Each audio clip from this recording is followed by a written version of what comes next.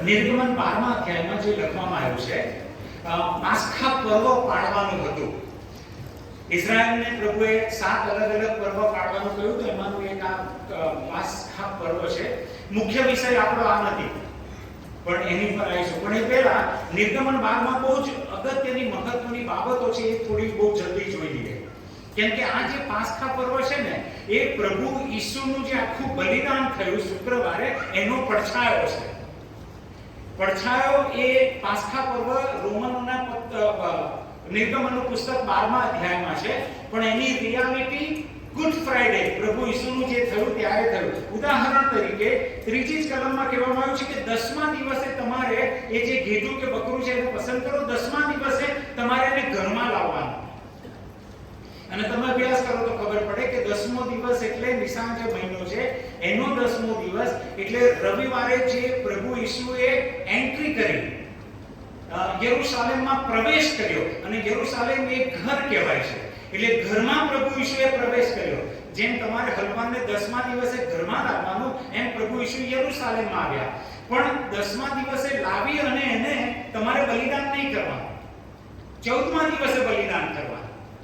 એટલે એ 4 દિવસ તમારે એ હલવાનને રાખવાનું. અને એ થયું કે 4થા દિવસ એટલે શુક્રવાર સુધી પ્રભુ ઈસુને રાખવામાં આવે, અને પછી એમનું એ થયું. 5મી કલમ કે છે એ એબરહિત હોવા જોઈએ, નર હોવો જોઈએ. એબરહિત એટલે એમનામાં કોઈ પાપ ગુનો હોય નહીં. જે બલિદાન હતું ને ઘેટું બકરું, એ સંપૂર્ણ હોવું જોઈએ. સફેદ છે તો આખું સફેદ હોવું જોઈએ, કાળું છે તો આખું કાળું જોવું, ટપકાવાળું ના હોવું જોઈએ.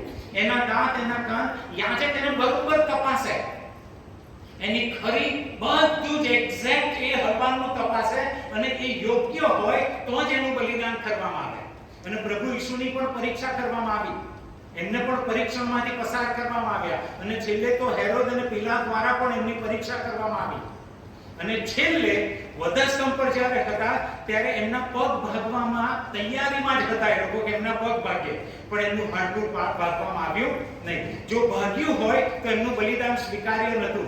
કેમ કે જ્યારે તમે હલવાનને બલિદાન કરો ને ત્યારે સંપૂર્ણ હોવું જોઈએ, ગોળ ખાપણ વગરનું હોવું જોઈએ, એનું હાડકું તૂટેલું ના હોવું જોઈએ. એટલે ઈસુના જો હાડકા તૂટ્યા હોત તો એ યોગ્ય ના ગણાય. પણ એ પહેલા જ એમણે પ્રાણ છોડ્યો, એટલે એ એબરહિતનું હોવું જોઈએ. એ આખું ત્યાં કહેવામાં આવે છે. 6ઠી કલમમાં પછી કે છે સાંજે કાપવો. પ્રભુ ઈસુનું એ જે હતું એ સાંજે એમનું બલિદાન થયું. 8મી કલમ, તેઓ તે જ રાત્રે અગ્નિમાં શેકીને ખાય. અગ્નિમાં શેકીને ખાવાનું કહ્યું. જે હલવાન તમે લાવો એને અગ્નિમાં શેકવાનું, બાળવાનું એને અગ્નિમાં. આ જે અગ્નિમાં શેકવાનું છે ને પ્રભુ ઈસુનું દુઃખ દર્શાવે છે કે એમને એ દુઃખમાંથી પસાર કરવામાં આવ્યા, એટલે એને અગ્નિમાં. પછી શું કીધું છે કે 2 ખમીર રોટલી સાથે અને કડવી ભાજી સાથે ખાવાનું. એટલે જ્યારે તમે આ શેકેલું ખાવ છો ત્યારે કડવી ભાજી સાથે, એટલે તમને કડવું લાગવું જોઈએ. આ ટેસ્ટ માટેનું નતું, પણ આ દુઃખ માટેનું હતું. તમે જ્યારે કડવું ખાઓ ત્યારે જે બલિદાન જે છે, જે હલવાન છે, એનું દુઃખ તમને અનુભવવું જોઈએ કે એનો કઈ વાંક હતો નહીં, એને તેમને જ મારી નાખવામાં આવ્યું. પણ તમે જે કડવાશ અનુભવો છો એનાથી ખબર પડે કે એનું દુઃખ તમે ફીલ કરી રહ્યા છો, સહન કરી રહ્યા છો. એટલે કડવી ભાજી સાથે તમારે કરવાનું, એને સવાર સુધી રાખી નહીં મૂકવાનું. એટલે પ્રભુ ઈસુને સ્વીકારવાનો એક સમય છે, સવારે પતી ગયું. પ્રભુ આવશે એ પછી તમે એને સ્વીકારી નહીં શકતા. હલવાનને સ્વીકારવાનો, ખાવાનો એક સમય આપવામાં આવ્યો કે ત્યાં સુધી, સવાર સુધી, એ પછી એ નહીં ખાય. અને 3 બાબત પછી ત્યાં લખવામાં આવી છે 11મી કલમમાં કે કેવી રીતે ખાવું. કમર બાંધીને, પગરખાં પહેરીને અને લાકડી તમારી હાથમાં લઈને ખાવાનું. જો આખું પાસ્ખા પર્વ જે પાળવાનું હતું ને, બહુ અજાયબ રીતે ત્યાં કહેવામાં આવ્યું કે કમર બાંધીને એટલે તમે મુસાફરીએ જઈ રહ્યા છો. કમર બાંધવી એટલે તૈયારી કે મુસાફરી હવે જઈ રહ્યા છો. આ હલવાન તમે લીધું અને હવે તમે મુસાફરીમાં જઈ રહ્યા છો. કેમ કે એ લોકો મિસર છોડી અને કનાન દેશ તરફ જવાના હતા. એટલે કમર બાંધવાની. પછી લખ્યું છે પગરખાં પહેરવાની. એટલે તમે એકદમ આપણે બૂટ પહેરીને, ચંપલ પહેરીને ખાવાનું ખાઈએ ના, પણ અહીંયા કહેવામાં આવ્યું તમારે ફૂલ તૈયારી કે હવે તમારે નીકળવાનું છે, તમારે હવે મુસાફરી કરવાની છે. સ્વર્ગીય મુસાફરી તરફ, સ્વર્ગીય ઘર તરફ આગળ, સ્વર્ગીય કનાન તરફ આગળ તમે વધી રહ્યા છો. એટલે એની સાથે. અને ત્રીજું કયું? લાકડી. એટલે આ જે ત્રણેય બાબત જે છે ને, કમર બાંધવી, પગરખા, લાકડી, એ મુસાફરી દર્શાવે છે કે હવે તમે આગળ જવાના છો. અને પ્રભુએ આખું જે કહ્યું ને કે એમાંથી કશું બાકી રાખવાનું નહીં. તમે જે હલવાન લો ને એમાંથી કશું છોડવાનું નહીં, બધું જ તમારે આરોગવાનું. બધું તમારે આરોગવાનું. એનો અર્થ શું થયો કે જે હલવાન છે ને એને સંપૂર્ણ તમારે સ્વીકારવાનું. કશું રદબાતલ, કશું વ્યર્થ જવું જોઈએ નહીં. એનો અર્થ પ્રભુ ઈસુને તમારે સંપૂર્ણ સ્વીકારવાનું, ખાલી એટીએમ તરીકે નહીં. સમજ્યા? દુઃખ તકલીફ આવે ત્યારે એટીએમ તરીકે ઉપયોગ કરી લઈએ અને પછી આપણે આપણું ના, એને સંપૂર્ણ લેવાના. એ રાજા છે, એ તારણહાર છે, એ પાલનહાર છે, એને ઈસુને સંપૂર્ણ તમારે આરોગવાના. એટલે પાસ્ખા પર્વને તમે જુઓ તો પ્રભુ ઈસુમાં એ સંપૂર્ણ થયું. અને એટલે યહૂદીઓને આજે ખબર નથી, એ લોકો કેમ કે પ્રભુ ઈસુને સ્વીકાર્યા નથી, બાકી એમણે તો પાસ્ખા પાડવાની જરૂર જ નથી. પ્રભુ ઈસુમાં પાસ્ખા એ સંપૂર્ણ થયું. પ્રભુ ઈસુ એ તમારા અને મારા માટે પાસ્ખા બન્યા. અને આનું જે રક્ત હતું એ બહુ જ મહત્વનું હતું. શરીર ખાવાનું હતું, પણ જે રક્ત હતું એ ખાવાનું નહોતું. બાઇબલ ના પાડે છે લોહી ખવાય નહીં, રક્ત ખાવાનું નહીં. કેમ કે બાઇબલ એવું કહે છે રક્તમાં જીવન છે. આ શરીરનું જે જીવન છે ને એ લોહીમાં છે. એટલે લોહી કદી ખાવાનું નહીં, કેમ કે એ જીવ છે. જીવને તમે ના ખાઓ, શરીરને તમે ખાઓ, પણ એને તમે ખાઓ નહીં. અને આ જે રક્ત છે એ ઘરની જે વારસાત કહેવાય ત્યાં તમારે છાંટવાનું. અને રાત્રે યહોવા કહે છે હું મિસ્રમાં ફરીશ રાત્રે. એટલે જે મૃત્યુનો દૂત છે એ આખો રાત્રે મિસ્રમાં ફરવાનો હતો. અને જે બારસાત ઉપર જે દરવાજાની અવતરણ કહેવાય ત્યાં જો લોહી છાંટેલું હોય હલવાનનું, તો એ ઘરમાં મરણ આવે નહીં, એ ઘરમાં દુઃખ આવે નહીં, એ ઘરમાં આંસુ આવે નહીં. પણ એ ઘરમાં જે લોકો હોય એ બધા જ બચી જાય. આ પ્રભુએ આખી યોજના બનાવી હતી કે તમારે જો બચવું હોય આ મૃત્યુથી તો આ માર્ગ છે પાસ્ખા. એ યાદગીરીને સારું કે અમારા પિતૃઓને મિસ્રમાં પ્રભુએ બચાવેલા, મિસ્રમાં પ્રભુએ તારણ આપેલું, એ આખું પાસ્ખાનું. અને પ્રભુ ઈસુ હવે કહે છે અમારી યાદગીરીને સારું તમે કરો. મારું રક્ત એ નવા કરારનું રક્ત છે. જે હલવાનનું રક્ત હતું ને એ જૂના કરારનું રક્ત હતું. એ જૂના કરારનું રક્ત હતું કે એનાથી પાપની માફી આપવામાં આવતી હતી. પણ પ્રભુ ઈસુએ જે ગઈકાલ રાત્રે જે પકડવામાં આવ્યા પ્રભુ ઈસુને, એ પહેલા એમણે એમના શિષ્યોની સાથે જે પાસ્ખા એમણે પાડ્યું, છેલ્લું પાસ્ખા.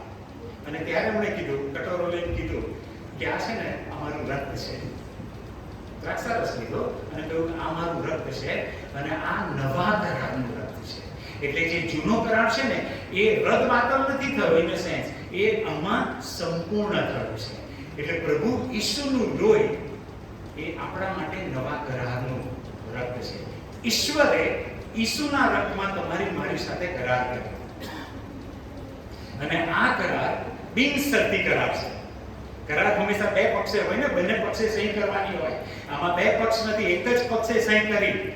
ઈશ્વરે ઈસુના રક્તમાં એ કરાર તમારી મારી સાથે કરવામાં આવ્યો અને એક જ તરફી કરાર હતો, બિનશરતી કરાર. એમાં કોઈ શરત નહીં, ખાલી તમારે વિશ્વાસ એ ઈસુના રક્ત પર કરવાનો. રાઈટ? એટલે આ આખું પાસ્ખાનું ચિત્ર છે કે જે પ્રભુ ઈસુમાં સંપૂર્ણ થયું. Hallelujah, praise the lord.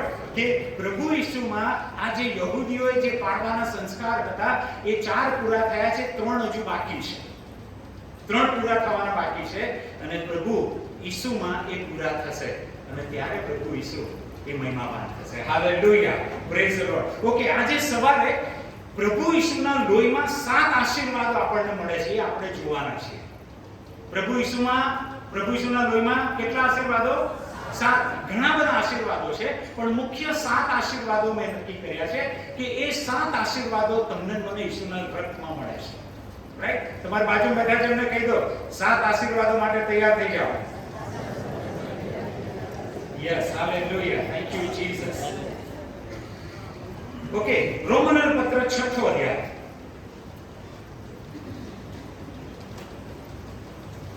આ કલમ તો તમે મોડે કરી હશે, પણ છતાંય વાંચીએ આપણે. રોમનર પત્ર 6થો અધ્યાય 23મું વચન. કેમ કે પાપનું વેતન મરણ છે. પાપનો મુસારો વેતન એ મરણ છે, પણ આપણા પ્રભુ ઈસુ ખ્રિસ્તને આશ્રય ઈશ્વરની કૃપાદાન અનંત જીવન છે. પાપનું વેતન શું છે? જો બાઇબલ શું કહે છે? વેતન કહે છે, પગાર કહે છે. જે પાપ કરે ને એને પગાર મળે. Very interesting. બાઇબલ બહુ સરસ કહે છે, તમારે કમાવું છે, પાપ કરો છો તો તમને વેતન મળવાનું છે, પાપ કરો છો તો તમને પગાર મળવાનો છે. અને પગાર શું મળશે? બોલો બધા, શું મળશે? મરણ. પાપ કરે છે એ માર્યો જાય, પાપ કરે છે એનું વેતન તમને મળે છે, એ મરણ છે. અને આદમે જે પાપ કર્યું ને એનાથી પાપે પ્રવેશ કર્યો, એનાથી મરણે પ્રવેશ કર્યો.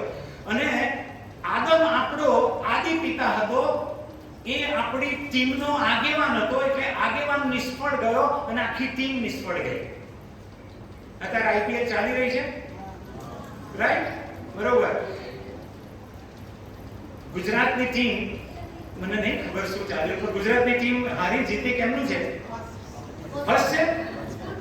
તમે પહેલા જ બેઠા છો. ઓકે, ગુજરાતની ટીમ આપણે હાર્યા છે કે જીતી રહ્યા છે? આપણે જો જ્યારે ગુજરાતની ટીમ કહે છે આપણે રમવા નહીં જતા, એ 11 જણ જ રમે છે, પણ એ 11 જણ હારે કે જીતે આપણે શું કહીએ છીએ? આપણે હાર્યા અથવા તો આપણે જીત્યા. પણ આપણે તો મેદાનમાં જતા નથી, પણ આપણા પ્રતિનિધિ 11 જણ રમવા જાય છે, એટલે 11 જણ જીતે તો આપણે જીત્યા, 11 હારે તો આપણે. આદમ જીતે તો આપણે જીત્યા, આદમ હારે તો અને આદમ હારે. પાપ કર્યું અને પાપના લીધે કમાણી થઈ, પાપના લીધે પગાર મળ્યો, પાપના લીધે શિક્ષા મળી, અને શિક્ષા મરણ છે. અને 3 મરણ આપણી પાસે આવ્યા: આત્માનું મરણ, શરીરનું મરણ અને જીવનું મરણ. આ 3 મરણમાં આખી માણસ જાત એને પ્રવેશ કર્યો. અને કેટલી દુઃખની વાત છે બરાબર. ખાલી માણસ જાતમાં આ મરણે પ્રવેશ કર્યો એટલું નથી. રોમનર પત્ર 8મો અધ્યાય એનું 19મું વચન જુઓ. રોમનર પત્ર 8મો અધ્યાય 19મું વચન. તૈયાર બધા? ઓકે. કેમ કે સૃષ્ટિની આતુરતા ઈશ્વરના છોકરાના પ્રગટ થવાની વાટ જુએ છે. કોણ વાટ જુએ છે? સૃષ્ટિ. વાહ! ઈશ્વરના દીકરાના પ્રગટ થવાની, એટલે પ્રભુ ઈસુને પ્રગટ થવાની કોણ રાહ જોઈ રહ્યું છે? સૃષ્ટિ. સૃષ્ટિમાં શું આવ્યું? આ બધું જ જે નિર્જીવ છે, ઝાડ, સૂર્ય, ચંદ્ર, તારા, પાણી, પહાડ, સૃષ્ટિ આખી જે છે ને એ કોની રાહ જોઈ રહ્યું છે? ઈશ્વરના દીકરાના પ્રગટ થવાની, એટલે પ્રભુ ઈસુ પાછા આવે એની રાહ સૃષ્ટિ જુએ છે. આપણે તો રાહ જોઈએ જ છે. સમજ્યા તમે? કેમ કે આપણે 3 મરણમાં હતા. આપણો આત્મા, આપણું શરીર અને આપણા પ્રાણ, આપણું એ તો મરણમાં હતું. એટલે આપણે રાહ જોઈએ છે કે પ્રભુ ક્યારે આવે, એ ક્યારે આવે ઈશ્વરનો પુત્ર અમને છોડાવવાના માટે. પણ ખાલી આપણે જ નહીં, બાઇબલ તો એવું કહે છે સૃષ્ટિ રાહ જુએ છે. સૃષ્ટિ રાહ જુએ છે. કેમ રાહ જુએ છે? કારણ કે 20મી કલમ, કારણ કે સૃષ્ટિ પોતાની ઈચ્છાથી નહીં, સૃષ્ટિની પોતાની ઈચ્છા નથી, પણ સ્વાધીન કરનારની ઈચ્છાથી વ્યર્થપણાને સ્વાધીન થઈ. આ જે સૃષ્ટિ દેખાય છે ને એ પોતાની ઈચ્છાથી મરણમાં નથી ગઈ. આ સૃષ્ટિ પોતે પોતાની ઈચ્છાથી શ્રાપિત નથી થઈ. સૃષ્ટિને શ્રાપિત નતું થવું, પણ એને સ્વાધીન કરવામાં આવી. સૃષ્ટિને મરણમાં, શિક્ષામાં, દંડમાં સ્વાધીન કરવામાં આવી. અને કોણે કરી? આદમે. એટલે આદમે પોતાને તો મરણને સ્વાધીન કર્યો જ, પણ આદમને જે ઈશ્વરે સૃષ્ટિ આપી હતી ને, એ સૃષ્ટિ પણ આદમ પાપના એમાં ગયા, મુસારાના મરણમાં ગયા, અને આદમના લીધે આખી સૃષ્ટિ પણ મરણમાં ગઈ. તમને ખબર છે એડનવાડીમાં પાંખર ઋતુ નથી, રાઈટ? લીલાછમ હંમેશા 12 માસ પાના, પણ એ કેમ? સૃષ્ટિ કષ્ટાય છે, પાંખર ત્યાં નથી. સૂર્ય કષ્ટાય છે કે મારે આ પ્રકારની ગરમી નથી આપવાની, મારે સૂર્ય કષ્ટાય છે, આ ગરમી મારે આવી નથી આપવાની. ઈશ્વરની યોજના નથી કે આવી ગરમી આપું, લોકોને લૂ લાગે અને લોકો મરી જાય. વાઘ અને સિંહ કષ્ટાય છે કે મારે આ લોકોને, અમારે એકબીજાને ખાવા નતા, અમારે એકબીજા પર હુમલો નતો કરવાનો. કષ્ટાય છે, પ્રાણીઓ કષ્ટાય છે, પાણી કષ્ટાય છે, ભેળસેળ વાળું થઈ ગયું છે, હવા, સૃષ્ટિ કષ્ટાઈ રહી છે. ત્યાં શું લખવામાં આવ્યું છે? આદમે આખી સૃષ્ટિને મરણને, શિક્ષાને સ્વાધીન એને કરી દીધી. પણ તે એવી આશાથી સ્વાધીન થઈ, 21નું વચન, પણ તે એવી આશાથી સ્વાધીન થઈ કે સૃષ્ટિ પોતે પણ નાશની ગુલામીમાંથી મુક્ત થઈને ઈશ્વરના છોકરાના મહિમાની સાથે રહેલી મુક્તિ પામે. વાહ! સૃષ્ટિ એ ગુલામીમાંથી મુક્ત થવાને માટે તડપી રહી છે. સૃષ્ટિ કહે છે આ શું ચાલી રહ્યું છે? નિર્જીવ વસ્તુઓ તડપી, જેમ તમે હું તડપી રહ્યા છે કે પાઉલ શું કહે છે? આ પાપના સ્વભાવથી, આ પાપી શરીરથી મને ક્યારે છોડાવશે? પાઉલ કહે છે મારે નહીં કરવું હતું, ઈશ્વરની વિરુદ્ધ નહીં કરવું હતું. કોણ મને આ પાપી સ્વભાવથી, પાપી જીવનથી, પાપી શરીરથી કોણ મને છોડાવશે? પાઉલ કહે છે અમે તો કષ્ટાઈ રહ્યા છે, પણ સૃષ્ટિ કષ્ટાઈ રહી છે કે કોણ અમને છોડાવશે? અને એ ઈશ્વરના દીકરાના પ્રગટ થવાની રાહ જોઈ રહી છે. 22, કેમ કે આપણે જાણીએ છીએ કે અત્યાર સુધી સમગ્ર સૃષ્ટિ નિશાસા નાખીને પ્રસૂતિની વેદનાથી કષ્ટાય છે. કેટલી મોટી ભૂલ થઈ જાય છે તમે. ઈશ્વરે જે જીવન આપેલું આદમને, એ જીવન તો ગયું, મરણ આવ્યું, અને ઈશ્વરે આજે સરસ સૃષ્ટિ બનાવી હતી, એ સૃષ્ટિ પણ કષ્ટાય છે. એ પણ વ્યર્થપણાને આધીન, સ્વાધીન કરવામાં આવી. એટલે આપણે જે સૃષ્ટિમાં હવે જીવી રહ્યા છે ને, એ આખું સડી રહેલી દુનિયામાં જીવી રહ્યા છે.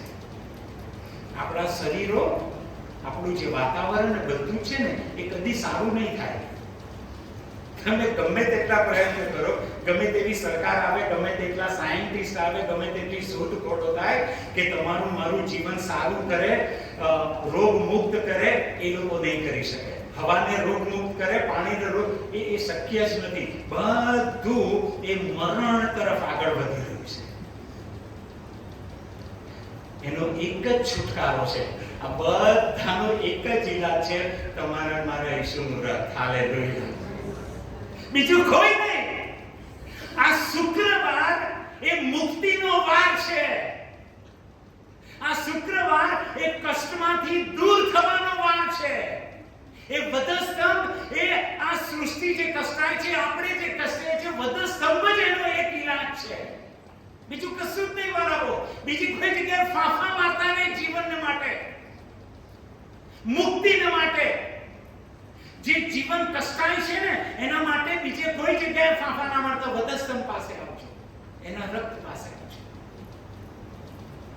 7 બાબતો પ્રભુ ઈસુનું લોહી એ તમને મને આપે છે. 7 આશીર્વાદો. હિબ્રુ 9મો અધ્યાય, પહેલો જ આશીર્વાદ, જો તમે લખી રહ્યા છો તો લખજો, અનંતકાળી તારણ. પહેલો જ આશીર્વાદ ઈસુના રક્તથી આપણને મળે છે, અને એ તો છે અનંતકાળી તારણ. અનંતકાળી તારણ. 9મો અધ્યાય હિબ્રુનો, એનું 11 અને 12મું વચન. પહેલો જ આશીર્વાદ ઈસુના લોહીથી આપણને મળે છે, અને એ તો છે અનંતકાળી તારણ. પણ ખ્રિસ્ત હવે પછી થનાર સારી બાબતો સંબંધી પ્રમુખ યાજક થઈને હાથથી બનાવેલો નહીં, એટલે પૃથ્વી પરના પદાર્થનો બનાવેલો નહીં, એવા અધિક મહાન તથા અધિક સંપૂર્ણ મંડપમાં થઈને બકરાના તથા વાછરડાના રક્તથી નહીં, પણ પોતાના જ રક્તથી માણસોને માટે સનાતન ઉદ્ધાર, બોલો સનાતન ઉદ્ધાર, બોલો સનાતન ઉદ્ધાર, એટલે અનંતકાળિક ઉદ્ધાર, સનાતન એટલે અનંતકાળિક ઉદ્ધાર મેળવીને પરમ પવિત્ર સ્થાનમાં એક જ વખત ગયા. પહેલો જ આશીર્વાદ એના રક્તમાં આપણને જે મળે છે એ અનંતકાળિક તારણ મળે છે. સનાતન એ ઉદ્ધાર જે આપણને મળ્યો છે. અને બાઇબલ શું કહે છે? જે મૂસા અથવા તો સુલેમાનના સમયમાં અને પછી પ્રભુ ઈસુના સમયમાં જે મંદિર હતું ને, અને જ્યાં પરમ પવિત્ર સ્થાન હતું, જે પડદો હતો, અને આપણને ખબર છે કે પ્રભુ ઈસુ જ્યારે મરણ પામ્યા ત્યારે પડદો કેવી રીતે ફાટ્યો? ઉપરથી નીચે, નીચેથી ઉપર નહીં, ઉપરથી નીચે ફાટ્યો. એ પડદાના વચ્ચેથી બે ભાગ થયા. પણ બાઇબલ શું કહે છે? પ્રભુ ઈસુ એ મંડપમાં નથી ગયા જે હાથથી બનાવેલો. પ્રભુ ઈસુ એમનું જ્યારે મરણ થયું વધસ્તંભ પર, ત્યારે એ જે હાથથી બનાવેલું છે, હાથથી બનાવેલા પદાર્થો નહીં, પૃથ્વી પરના મંડપમાં એ નથી ગયા, એ ત્યાં નથી ગયા. ખ્રિસ્તે હાથે બનાવેલું પવિત્ર સ્થાન જે ખરાનો નમૂનો હતો, 23મી વચન વાંચું છું. આકાશી વસ્તુઓના નમૂનાના પદાર્થોને આવી રીતે શુદ્ધ કરવાની અગત્ય હતી, પણ આકાશી વસ્તુઓને તે કરતા વધારે સારા યજ્ઞોથી શુદ્ધ કરવાની અગત્ય, કેમ કે ખ્રિસ્ત હાથે બનાવેલું પવિત્ર સ્થાન જે ખરાનો નમૂનો છે તેમાં ગયા નથી. ખ્રિસ્ત છે ને, પ્રભુ ઈસુ પોતાનું રક્ત લઈ અને એ જે દ્રશ્યમાન હાથે બનાવેલું જે મુલાકાત મંડપ હતો, જે મંદિર હતું, ત્યાં નથી ગયા પવિત્ર સ્થાન, સ્વર્ગીય મુલાકાત મંડપમાં ગયા. સ્વર્ગીય મુલાકાત મંડપમાં. અને ત્યાં બાઇબલ એવું કહે છે, એમણે એક જ વાર પોતાનું રક્ત લઈ અને તમારા મારા માટે અનંતકાળિક માફી માંગી લીધી. હાલેલુયા. ભલાકો, રક્ત કેમ જરૂર છે? ઈસુના રક્તની કેમ જરૂર પડી? જો સૌથી પહેલું બલિદાન બાઇબલમાં થયું હોય ને, તો એ બલિદાન કોણે કરેલું? યહોવા બાપે. સૌથી પહેલું બલિદાન યહોવા પિતાએ કરેલું. આદમ ને હવાએ જ્યારે પાપ કર્યું ત્યારે એમને જે ઝાડના પાનાથી પોતાના શરીરને જે કવર કરવાનો પ્રયત્ન કર્યો એમણે, પણ પછી ઈશ્વરે શું કર્યું? એમને ચામડાના વસ્ત્ર આપ્યા. આ ચામડું ક્યાંથી લાવ્યા પ્રભુ? હનુમાનનું. એમને ઢાંકવા માટે, એમની શરમ ઢાંકવાના માટે, એમના પાપ ઢાંકવાના માટે યહોવાએ પોતે એ ઘેટાનું બલિદાન કર્યું. હવે રક્ત કેમ? પણ પ્રશ્ન એ થાય ને કે રક્ત કેમ? કેમ કે રક્તમાં જીવન છે. એટલે તમારે કોઈને જીવન આપવું હોય, કોઈ મરેલું હોય એને જીવન આપવું હોય, તો તમારે શું આપવું પડે? રક્ત આપવું પડે, તો એ જીવતો થાય. કેમ કે મરેલું છે. મરેલાને જીવન આપવા તમારે રક્ત આપવું પડે, તો એ જીવતું થાય. અહીં યહોવાએ હલવાનનું રક્ત બહેરાવ્યું અને એના ચામડા એમને પહેરાવ્યા. પણ બહુ મહત્વની વાત ભૂલતા નહીં, જો સમજજો. આ જે યહોવાએ હલવાન લીધું હશે ને, જે કંઈ હશે, ઘેટું હશે, બકરું હશે, જે કંઈ યહોવાએ જે હલવાન લીધું ને, એ હલવાન આદમે પાપ કર્યું એ પહેલાનું હલવાન હતું કે આદમે પાપ કર્યું એ પછીનું આ હલવાન હતું?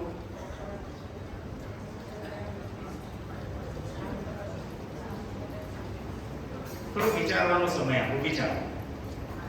આજે હલવાન યહોવાએ કર્યું, બલિદાન કર્યું હલવાનને, એ આદમે પાપ કર્યા એ પહેલાનું આ પ્રાણી હતું કે પાપ કર્યા પછીનું આ પ્રાણી પશુ હતું?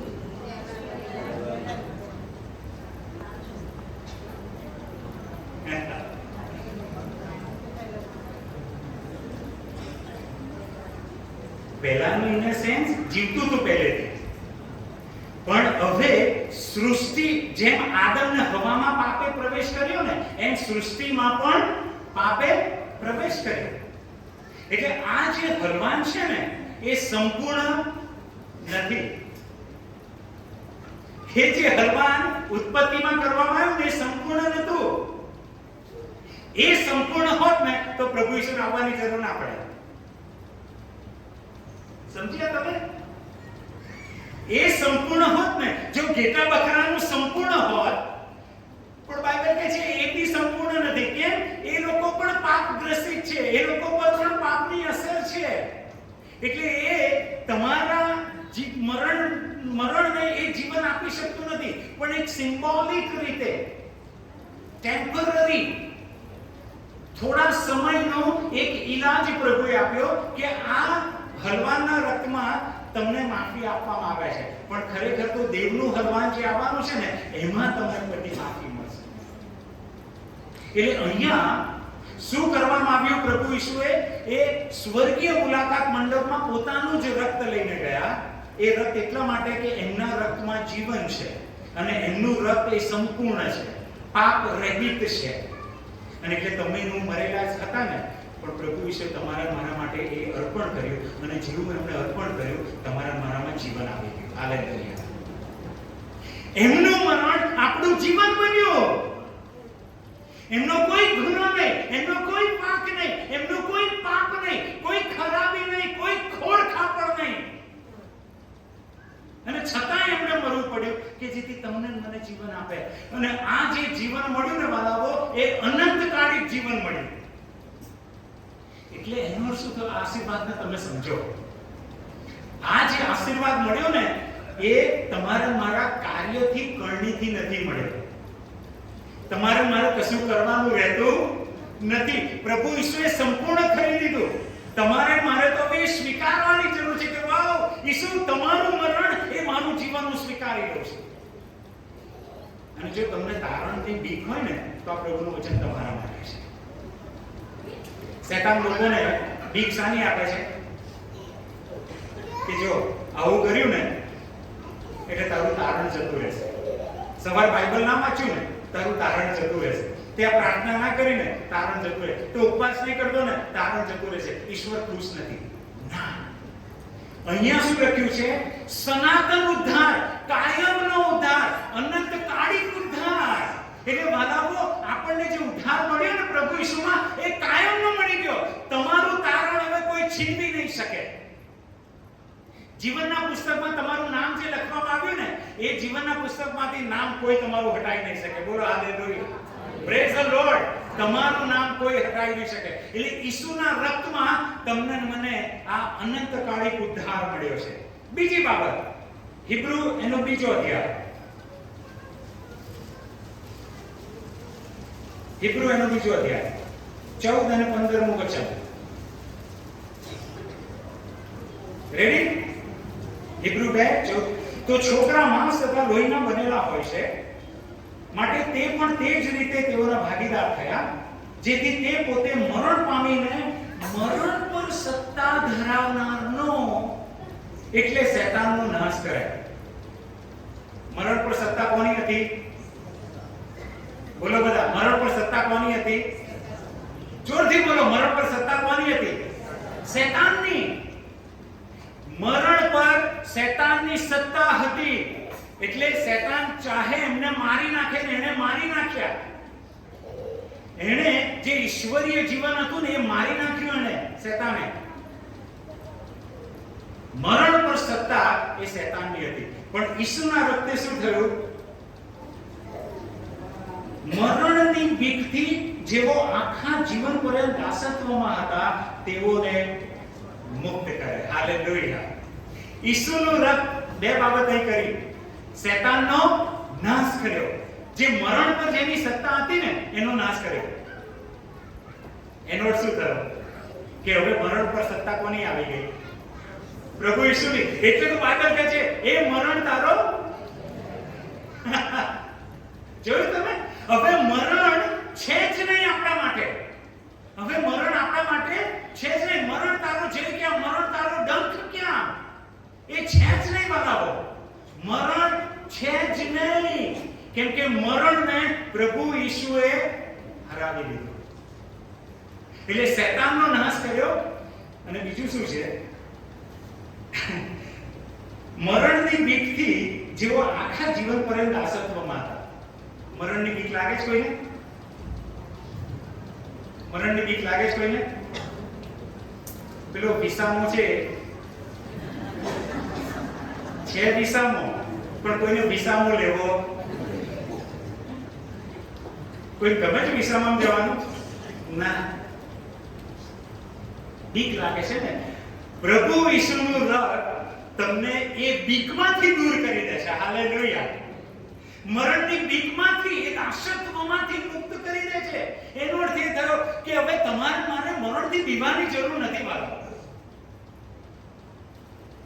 મરણથી બીવાની જરૂર નથી. એટલે બીજો જે આશીર્વાદ પ્રભુના એમાં મળ્યો કે એ શૈતાનનો નાશ કર્યો, જે મરણનો અધિકારી હતો એનો નાશ કર્યો. એટલે પ્રભુ ઈસુ હવે મરણને પોતાના હાથમાં લીધું અને એ મરણને મારી નાખ્યું. એટલે જીવન આવ્યું અને જે મરણની બીકની ગુલામી હતી એમાંથી આપણને છોડાવ્યા. ત્રીજો આશીર્વાદ પ્રભુ ઈસુના લોહીથી, હિબ્રુ 10મો અધ્યાય.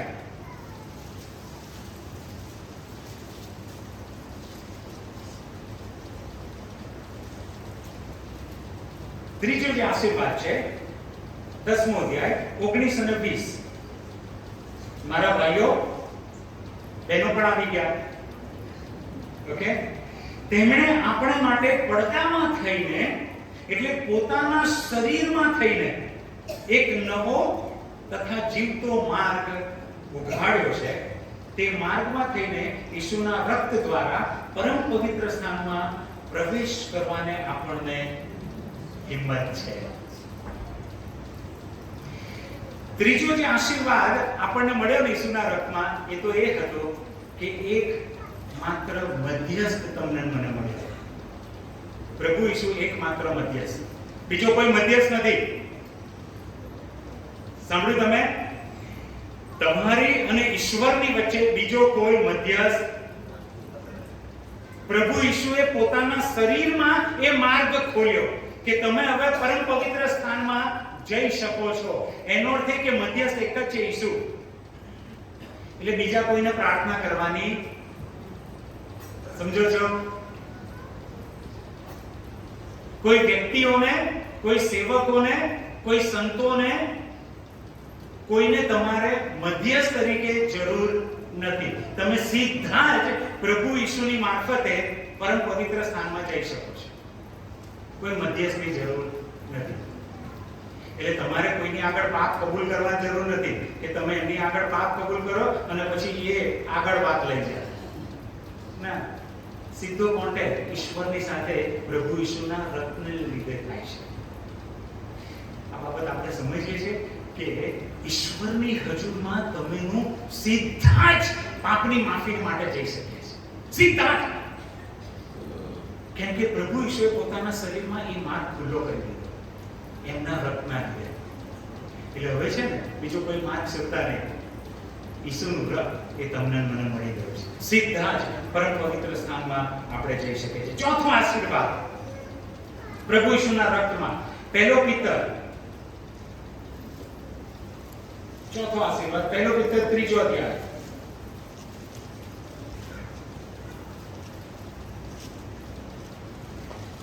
એનું 18મું વચન. પહેલો પિત્તર 3જો અધ્યાય 18મું વચન. ચોથો આશીર્વાદ. કેમ કે ખ્રિસ્તે પણ એક સમયે પાપોને માટે, એટલે ન્યાયે અન્યાયીઓને બદલે દુઃખ સહ્યું કે જેથી તે આપણને ઈશ્વરની પાસે પહોંચાડી શકે. તેમને દેહમાં મારી નાખવામાં આવ્યા પણ આત્મામાં સજીવન કરવામાં આવ્યા. પ્રભુ ઈશ્વરે દુઃખ એટલા માટે સહ્યું, એનું વ્રત એટલા માટે કે જેથી આપણને ઈશ્વરની પાસે પહોંચાડી શકે. કોની પાસે પહોંચાડી શકે? કોની પાસે? ઈશ્વરની પાસે. જો આદમે હવાએ જ્યારે પાપ કર્યું ને ત્યારે એ લોકો એ સાંભળ્યું કે યહોવા આવી રહ્યા છે. વાડીમાં યહોવાનો ફરવાનો અવાજ એમણે સાંભળ્યો અને જેવો અવાજ સાંભળ્યો એ લોકોએ શું કર્યું? શું કર્યું? સંતાઈ ગયા લોકો, ગભરાઈ ગયા, સંતાઈ ગયા એ લોકો. પણ હવે બાઇબલ શું કહે છે? પ્રભુ ઈસુના રક્તને લીધે, પ્રભુ ઈસુએ જે બલિદાન પોતાનું કર્યું ને એટલે હવે તમારે મારે યહોવાથી સંતાવાની જરૂર, હાલેલુયા, હાલેલુયા, સંતાવાની જરૂર નથી. તમે હું ઈશ્વરની પાસે જઈ શકીએ છીએ. ચોખ્ખું લખ્યું છે ત્યાં કે આપણને ઈશ્વરની પાસે પહોંચાડે. એટલે જે ઈશ્વરની સાથે વાતચીત થતી હતી ને આદમ હવાની, એ કક્ષાએ હવે તમને મને લાઈન મૂકી દીધા કે ઈશ્વરની પાસે આપણે પહોંચી શકીએ છીએ, વાતચીત કરી શકીએ છીએ ઈશ્વરની સાથે. આ ઈસુના રક્તે, ઈસુના બલિદાને તમારા અને મારા માટે કર્યું. પાંચમો આશીર્વાદ પ્રભુ ઈસુના લોહીથી. રોમનોનો પત્ર 5મો અધ્યાય.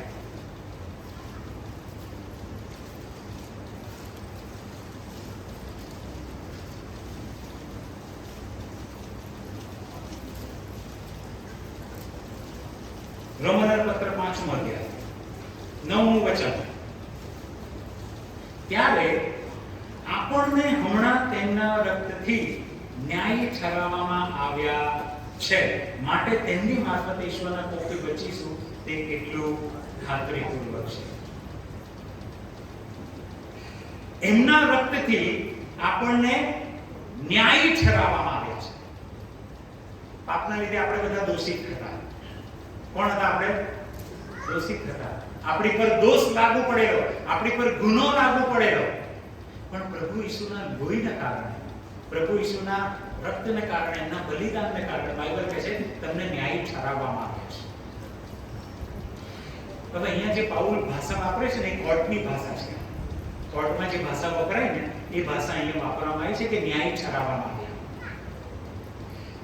જો અહીં એવું નથી કીધું કે ન્યાયી કરી દેવામાં આવ્યા. સમજ્યા તમે? આનો ફરક સમજજો તમે. ઈસુના બલિદાનમાં ન્યાયી કરી દેવામાં નથી આવ્યા, ન્યાયી ઠરાવવામાં આવ્યા. ન્યાયી કરી દેવું અને ન્યાયી ઠરાવવું એમાં ફરક છે.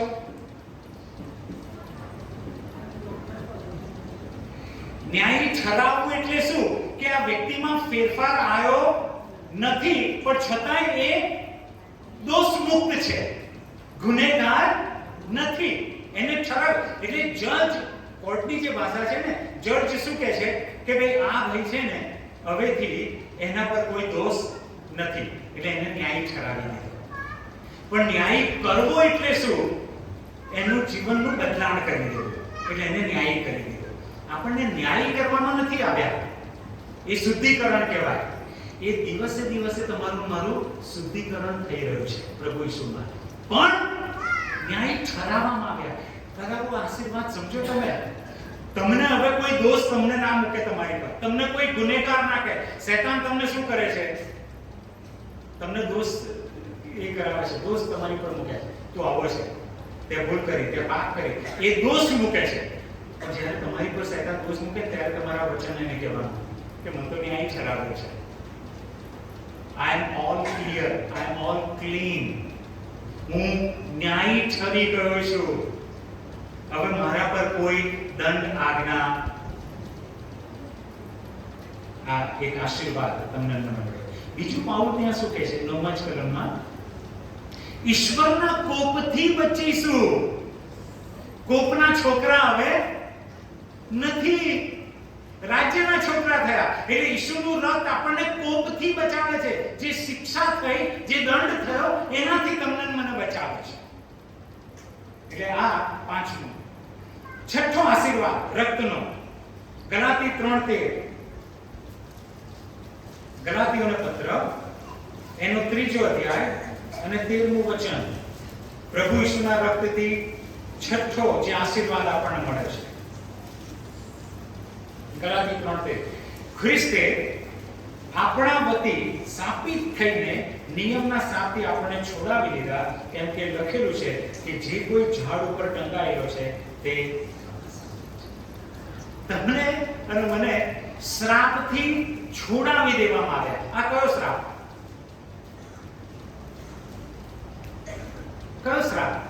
ખ્રિસ્તના રક્તે આપણને શ્રાપમાંથી છોડાવી દેવા. કયો શ્રાપ? ઉત્પત્તિ 3માં જે શ્રાપ છે, ઈશ્વરે શ્રાપ આપ્યો ને, ઈશ્વરે શ્રાપ આપ્યો. સાપને શ્રાપ આપ્યો, સ્ત્રીને શ્રાપ આપ્યો, પુરુષને શ્રાપ આપ્યો અને સૃષ્ટિને, કે ભૂમિ હવે શ્રાપિત છે. પ્રભુ ઈસુના રક્તે આ બધા શ્રાપમાંથી આપણને છોડાવી દીધા. Hallelujah, praise the lord. બાજુ બેઠા જેમને કહો, શ્રાપમાંથી છૂટી ગયા. હવે તમે શ્રાપમાં નથી, છૂટી ગયા છે. એ શ્રાપ તમારી પર નથી. Hallelujah, thank you Jesus.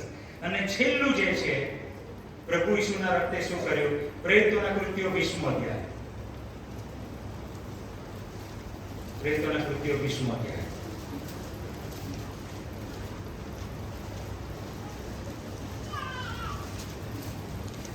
અઠ્યાવીસમું વચન, 20:28. તમે પોતાના સંબંધી તથા જે જોડા પર પવિત્ર આત્માએ તમને અધ્યક્ષો નિમ્યા છે તે સર્વ સંબંધી સાવધાન રહો, જેથી ઈશ્વરની જે મંડળી તેમણે પોતાના રક્તથી ખરીદી છે. હાલેલુયા. મંડળી આપણે છીએ. કોણ છે? પ્રભુ ઈસુના રક્તથી ખરીદાયેલ લોકો છીએ. જો પેલી કોર્ટની ભાષા વાપરીને પાઉલે, અહીંયા જે ભાષા વાપરે છે ને એ બજારની ભાષા, માર્કેટની ભાષા વાપરે છે. ખરીદી કરી. એટલે પ્રભુ ઈસુના લોહીમાં આપણને ખરીદવામાં આવ્યા. અહીંયા જે ભાષા છે, પ્રભુ ઈસુના સમયમાં, એ સમય છે ને ગુલામોનું માર્કેટ ચાલતું હતું. ગુલામો વેચવામાં આવે, ગુલામોને ખરીદવામાં આવે, માર્કેટ ચાલે. એટલે જે ગુલામ થોડો ઓલમોસ્ટ હોય, જીમમાં જતો હોય, 6 પેક વાળો હોય, એની કિંમત વધારે હોય, અને જે માઇક આગલો હોય એને સસ્તામાં રાખ્યો હોય તો એમ લઈ જાવ. ગુલામોના માર્કેટ ચાલતા હતા ત્યારે. લોકો ખરીદવા જાય અને લોકો એને વેચે. અહીંયા એવું લખવામાં આવ્યું છે કે પ્રભુ ઈસુના રક્તે મંડળીને ખરીદી લેવામાં આવી. એટલે તમે કલ્પના કરો કે આપણે લોકો ત્યાં ઊભા હતા ગુલામ તરીકે. આપણે ત્યાં, તમે વ્યક્તિગત તમારી જાતને જુઓ, તમે ગુલામ તરીકે ઊભા હતા અને 6 પેક વાળા નતા, માઇક આગલા હતા, કોઈ કામનો જ નહીં. એ ગુલામ શેઠના ત્યાં કશું કામ જ ના કરી શકે. એકદમ બીમાર, એકદમ શરીરથી ગયેલો, કોઈ કામનું નહીં, એવા ગુલામ તમે હતા કે કોઈ ખરીદે નહીં. કોઈ મફત ના લઈ જાય આપણને કે આને લઈ જઈને મારે એનું પાલન પોષણ કરવું પડશે. આ ગુલામ કોઈ કામનો. એવા ગુલામ તમે માર્કેટમાં ઉભા હતા. અને એ શેતાને એ કડીઓ ને સાંકળ એ પહેરાઈને એને આપણને લઈ ઉભા રાખેલા. શેતાને બંધનમાં આપણને રાખેલા. બાઇબલ એવું કહે છે. અને યહોવા બાપ એ માર્કેટમાં ગયા. આપણે જ્યાં બેડીઓ ને એમાં માઇક આગલા એને ઉભા હતા ને, યહોવા બાપ ત્યાં ગયા. અને એમણે કીધું કે આ ગુલામ જે છે એને મારે ખરીદવું છે. તમને મને જોઈ અને યહોવા બાપે કહ્યું આને મારે લઈ જવાનું છે, આને મારે છોડાવવાનું છે. અને શેતાન કહે છે કે એની કિંમત કઈ આપશો તમે? તો પ્રભુ કહે છે મારો દીકરો.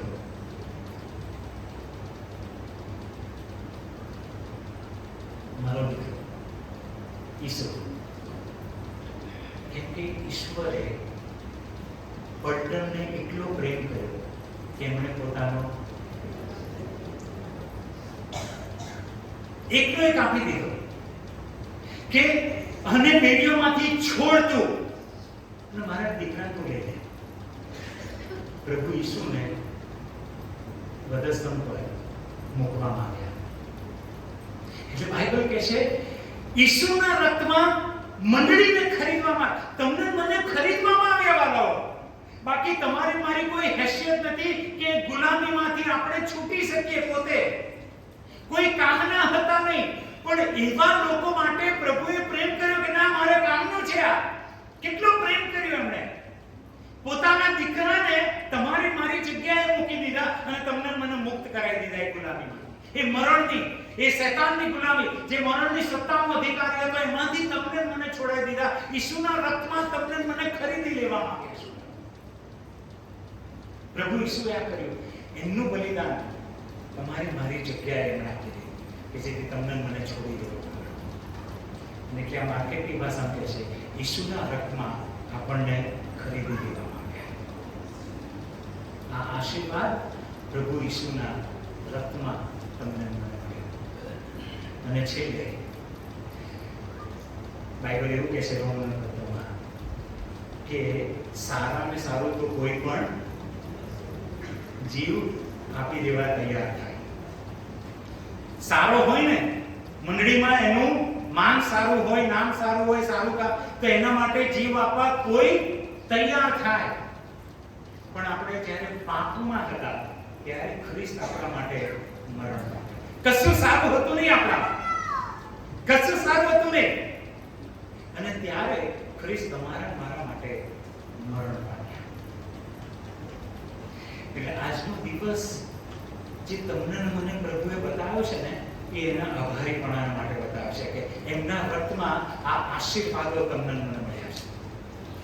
ફરીથી યાદ દેવડો. પહેલો આશીર્વાદ, કોઈ તમારું તારણ છીનવી નહીં જાય. અનંતકાળી તારણ તમને મળ્યું છે, ગભરાતા નહીં હવે તમે.